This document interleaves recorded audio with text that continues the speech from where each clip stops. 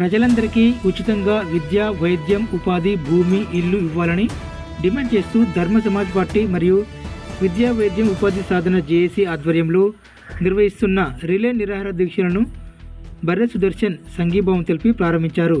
ఈ సందర్భంగా ధర్మ సమాజ్ పార్టీ జిల్లా అధ్యక్షులు నల్ల నరేందర్ మాట్లాడుతూ, జై భీమ్, నమస్కారం.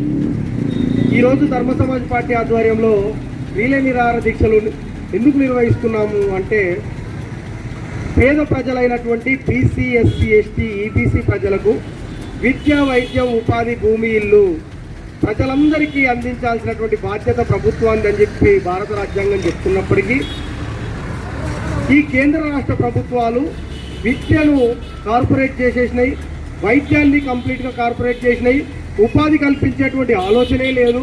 భూమి లేనటువంటి రైతులు ఇప్పటికీ చాలామంది ఉన్నారు. ఇల్లు లేనటువంటి వాళ్ళు కూడా ఈ సమాజంలో జీవిస్తూ ఉన్నటువంటి పరిస్థితి ఉంది. అంటే సామాన్యులు, నిరుపేదలైనటువంటి ప్రజలందరికీ విద్య, వైద్యం, ఉపాధి, భూమిని, ఇల్లుని అందించాల్సిన బాధ్యత ప్రభుత్వాన్ని అయినప్పటికీ ప్రభుత్వం వాటిని పక్కదో పట్టిస్తున్నటువంటి పరిస్థితిని గమనించడం జరిగింది.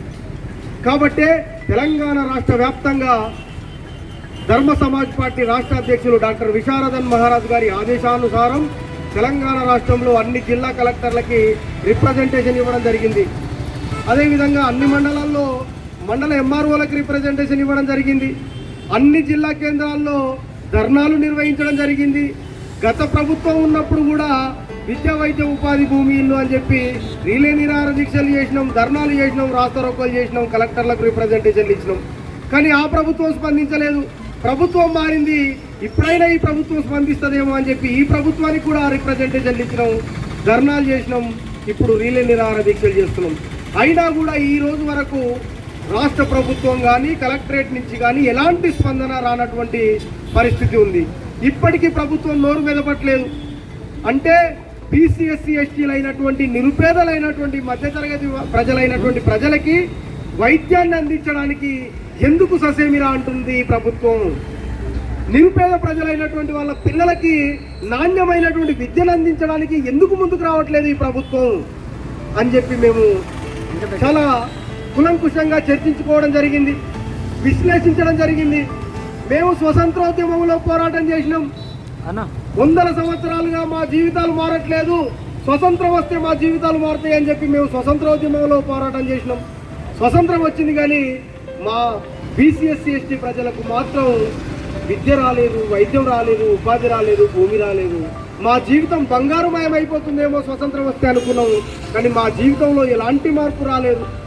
ఆ తర్వాత భారత రాజ్యాంగం ద్వారా కొంత మార్పు వచ్చినప్పటికీ ఈ పాలక ప్రభుత్వాలు మారితే ఏమైనా మాలో మార్పు వస్తుందేమో అని చెప్పి సాయుధ పోరాటంలో మేము పోరాటం చేసినాం, మా ప్రాణాలన్నీ కోల్పోయినాం. సాయుధ పోరాటాల్లో మేము పాల్గొన్నాం, మేము పోరాటం చేసినాం, కానీ మాకు విద్య రాలేదు, వైద్యం రాలేదు, భూమి రాలేదు, ఇల్లు రాలేదు. మళ్ళీ మా జీవితంలో ఎలాంటి మార్పు రాలేదు. అయ్యో ఎలాంటి మార్పు రాలేదు, ఏదైనా ప్రభుత్వం మారితే మనకేమన్నా మార్పు వస్తుందేమో మా జీవితంలో అని చెప్పి ప్రభుత్వాన్ని మార్చిరు జనాలంతా ఓట్లేసి. కానీ జనాలంతా ఓట్లేసి ప్రభుత్వాన్ని మార్చినప్పటికీ కూడా మళ్ళీ మాకు రావాల్సినటువంటి మా జీవితాల్లో ఏ విధమైనటువంటి మార్పు రాలేదు. అయ్యా ఎట్లా ఏం చేసినా మార్పు వస్తలేదు. తెలంగాణ రాష్ట్రాన్ని విడగొడితే మార్పు వస్తుంది, మా బీసీ, ఎస్సీ, ఎస్టీ, ఈబీసీ ప్రజల జీవితాల్లో మార్పు వస్తుంది అని చెప్పి తెలంగాణ పోరాటంలో 1200 మంది ప్రాణత్యాగం చేసి మేము తెలంగాణ రాష్ట్రాన్ని సాధించుకున్నాం. కానీ తెలంగాణ రాష్ట్రం ఏర్పడ్డ తర్వాత కూడా మా జీవితాల్లో ఎలాంటి మార్పు రాలేదు. తెలంగాణ రాష్ట్రం వచ్చిన తర్వాత ఏదైనా ప్రభుత్వం మారితే మా జీవితాల్లో ఏదైనా మార్పు వస్తుందేమో అనుకున్నాం. మళ్ళీ ప్రభుత్వం మారింది, కానీ మా జీవితాల్లో ఏ మార్పు రాలేదు ఈ రోజు వరకు. అంటే డాక్టర్ బాబాసాహెబ్ అంబేద్కర్ గారు రాసినటువంటి భారత రాజ్యాంగం ద్వారా వచ్చినటువంటి ఓటు హక్కు, ఆయన రాసినటువంటి రాజ్యాంగాన్ని అమలు చేయడానికి వస్తున్నటువంటి ఏ ప్రభుత్వం కూడా ఆ భారత రాజ్యాంగాన్ని 100% అమలు చేయడానికి, పేద ప్రజలకు విద్యనివ్వడానికి, పేద ప్రజలకు వైద్యాన్ని అందించడానికి, పేద ప్రజలకు ఉపాధినివ్వడానికి, పేద ప్రజలకు భూమినివ్వడానికి, పేద ప్రజలకు ఇల్లునివ్వడానికి భారత రాజ్యాంగం చెప్తున్నప్పటికీ అమలు చేసేటువంటి వ్యక్తి బీసీ, ఎస్సీ, ఎస్టీల వ్యక్తి కాదు. కాబట్టి అగ్రవర్ణాల చేతుల్లోనే అధికారం మారుతూ వచ్చింది మేము ఏ పోరాటంలో పాల్గొన్నా. కాబట్టే మా జీవితంలో ఎలాంటి మార్పు రాలేదు. ఇప్పుడు మేము ఆలోచించేది ఏంటంటే మా జీవితాల్లో ఏ మార్పు రావాలన్నా మా పేద మధ్యతరగతి బీసీ ఎస్సీ ఎస్టీ ప్రజలలో మా జీవితాల్లో ఏ మార్పు రావాలన్నా మాకు కావాల్సిందేందో మేము పసిగట్టడం జరిగింది. మాకు ఏమొస్తే మా జీవితాల్లో మార్పు వస్తుందో మేము గమనించడం జరిగింది. ఏది మేము సాధించుకుంటే మా జీవితాల్లో మార్పు వస్తుందో మేము పసిగట్టడం జరిగింది.